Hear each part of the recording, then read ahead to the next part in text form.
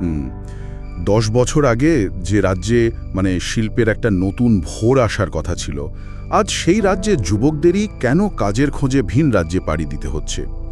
SP স্টোরিজে স্বাগত। আজকের এই গভীর বিশ্লেষণে আমরা জঙ্গলমহলের বর্তমান অবস্থা আর সোনামণি টুডুর মতো তৃণমূল স্তরের নেতাদের লড়াইটা একটু তলিয়ে দেখব। একদম। আর আমরা কিন্তু আমাদের হাতে থাকা সংবাদ প্রতিবেদন আর রাজনৈতিক ভাষণগুলো থেকে দেখছি, এখানে কোনো ডানপন্থী বা বামপন্থী রাজনৈতিক দলের চশমা দিয়ে আমরা বিষয়টাকে দেখছি না। ঠিক, আমাদের উদ্দেশ্য শুধু মূল তথ্যের বস্তুনিষ্ঠ দিকটা তুলে ধরা। তো এই যে কাঠামোগত বাস্তবতার কথা আমরা বলছি, এর সবচেয়ে বড় উদাহরণ তো বোধহয় ওই 2011 সালের রাজনৈতিক পট পরিবর্তন, তাই না? হ্যাঁ, আসলে 2011 সালের ওই মা মাটি মানুষ সরকারের সময় সিঙ্গুর আর নন্দীগ্রামকে কেন্দ্র করে যে শিল্পায়নের দাবি উঠেছিল, সেটা তো পুরোটাই বুমেরাং হয়ে গেছে। স্বপ্নগুলো ধূলিসাৎ হয়ে গেল। ঠিক তাই। শিল্পের অভাবে গ্রামীণ অর্থনীতি একেবারে ভেঙে পড়েছে। বিকল্প আয়ের কোনো জায়গাই তৈরি হয়নি সেখানে। দাঁড়ান, আপনি বলছেন সিঙ্গুরের ওই ব্যর্থতার সরাসরি প্রভাব একেবারে জঙ্গলমহলের পরিযায়ী শ্রমিকদের উপর পড়েছে। যোগসূত্রটা ঠিক কিভাবে কাজ করছে? সিঙ্গুর আর জঙ্গলমহল তো বেশ অনেকটা দূরের জায়গা। জায়গা আলাদা হতে পারে, কিন্তু অর্থনৈতিক মডেলটা তো একই।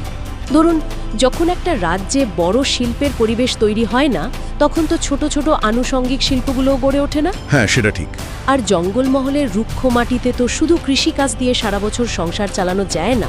ফলে চরম অভাবের তাড়নায় সেখানকার যুবকদের বাধ্য হয়ে সেই গুজরাট বা মহারাষ্ট্রে ট্রেনের টিকিট কাটতে হচ্ছে। কারণ শেষ পর্যন্ত কারখানাগুলো তো সেখানেই তৈরি হয়েছে। একদম। যেখানে সিঙ্গুরের কারখানা হওয়ার কথা ছিল, সেটা তো এখন গুজরাটেই। তার এই রাজনৈতিক ইশতেহারগুলো অনেকটা মরীচিকার মতো। বড় বড় নেতারা যখন ক্ষমতার লড়াইয়ে ব্যস্ত, তখন প্রান্তিক শ্রমিকদের নিথর দেহগুলো ভিন রাজ্য থেকে কফিনে করে ফিরে আসছে। এটা তো খুব মর্মান্তিক একটা দিক। হ্যাঁ, আর ঠিক এই চরম অসাম্যের জায়গাতেই সোনামণি টুডুর মতো প্রার্থীদের উত্থান ঘটছে। কারণ তার লড়াইটা কোনো শীতাতপ নিয়ন্ত্রিত ঘরে বসে তৈরি হয়নি। হ্যাঁ, ওই প্যাড ওমেনের গল্পটা, উনি তো ইউনিসেফের হয়ে ঋতুস্রাব সচেতনতা নিয়ে কাজ করেছেন, তাই না? ঠিক। উনি একেবারে আদিবাসী গ্রামগুলোতে গিয়ে স্যানিটারি ন্যাপকিন ব্যবহারের বিষয়ে কাজ করেছেন, এমন একটা পরিবেশে যেখানে এটা নিয়ে কথা বলাটাই একটা বিরাট সামাজিক ট্যাবু। আমি পড়ছিলাম যে উনি নাকি ছোটবেলায় নদী সাঁতরে স্কুল পার হয়েছেন। হ্যাঁ, নদী পার হয়ে স্কুলে গিয়ে তারপর মনস্তত্ত্বে MA করেছেন। ফলে বুঝতেই পারছেন, তার রাজনীতির ভাষাটা সাধারণ রাজনৈতিক নেতাদের মতো একেবারেই নয়।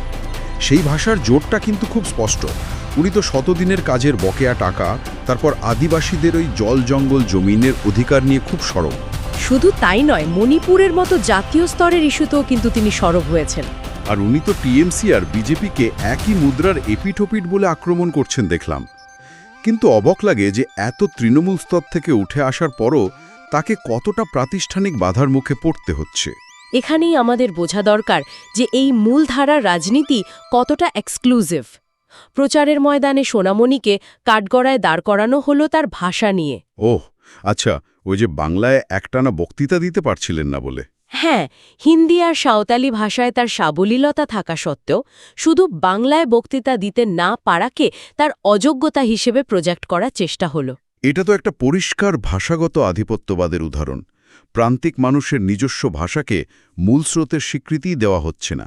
একদম। আর শুধু ভাষা নয়, জাতিগত শংসাপত্র বা কাস্ট সার্টিফিকেট নিয়েও তো তাকে কলকাতা হাইকোর্ট পর্যন্ত দৌড়াতে হলো। হ্যাঁ, এটা কেন হবে? একজন আদিবাসী নেত্রীকে নিজের পরিচয় প্রমাণের জন্য এত বড় আইনি লড়াই লড়তে হচ্ছে কেন? কারণ তার আদিবাড়ি ছিল ঝাড়খণ্ডে। বিয়ের পর তিনি পশ্চিমবঙ্গে আসেন। আর আমাদের এই আমলাতান্ত্রিক কাঠামোতে দুই রাজ্যের সীমানা পেরিয়ে আসা একজন প্রান্তিক মানুষের আইনি পরিচয় প্রতিষ্ঠা করাটা একটা দুঃস্বপ্ন। এই যে হাইকোর্ট পর্যন্ত যাওয়ার খরচ, সময়, মানসিক চাপ, এটা তো সাধারণ মানুষের পক্ষে বহন করা প্রায় অসম্ভব। ঠিক বলেছেন। এই ঘটনাটা খুব স্পষ্টভাবে দেখিয়ে দেয় যে ব্যবস্থাটা কতটা জটিল করে রাখা হয়েছে সাধারণ খেটে খাওয়া মানুষদের জন্য। এই পুরো বিষয়টা থেকে একটা জিনিস কিন্তু পরিষ্কার, এটা শুধু একটা নির্বাচন বা একজন প্রার্থীর জয় পরাজয়ের বিষয় নয়। খেটে খাওয়া মানুষ বুঝিয়ে দিচ্ছে যে তারা শুধু অনুদান বা ভাতার মুখাপেক্ষী হতে চায় না।